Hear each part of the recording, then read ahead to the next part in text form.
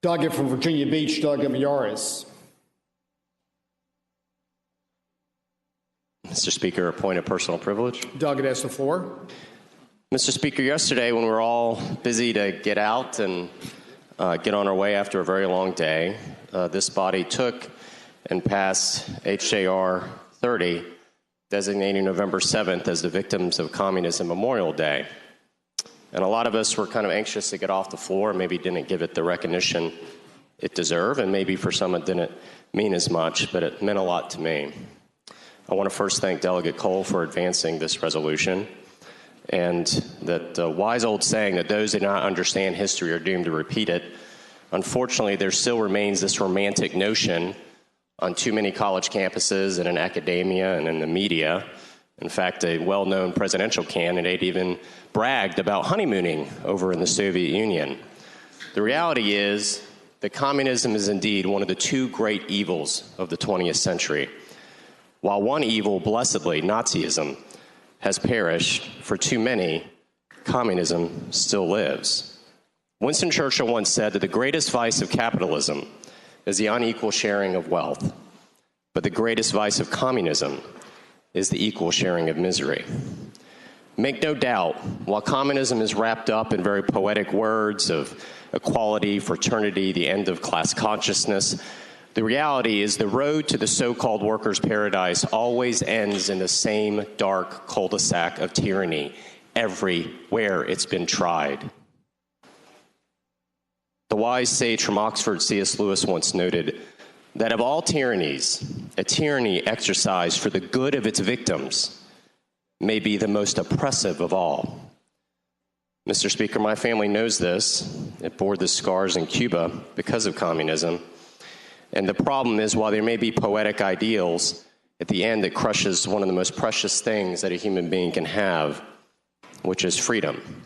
Many members in this body can't understand. There are those here that have been the children of those from Vietnam, from Korea, from Venezuela, and they get that. But for my friends that don't, imagine living in a world where you wake up and your dreams are not your own. Your dreams are subservient to what the state wants your dream to be. The collective always replaces the individual.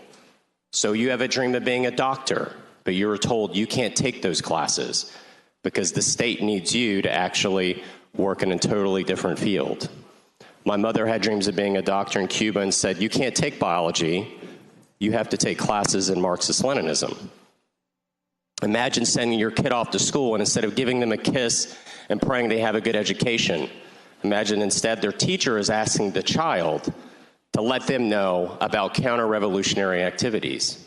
Imagine on every single block where you live, there is a committee for the defense of the revolution in which they report on any activity which the government may seem as subservient.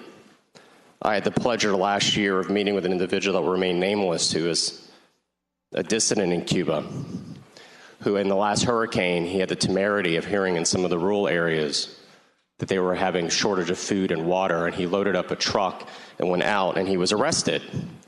And he was told he was arrested for the simple reason that if the people thought the food came from anyone other than the government, that they may rise up.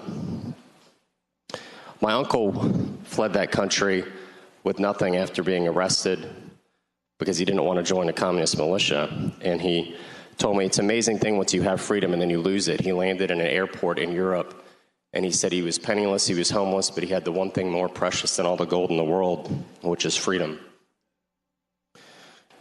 Mr. Speaker, no one in this room should have any doubt that if communism ever came to this country, that every single person in this room, everyone, would be arrested and imprisoned without trial.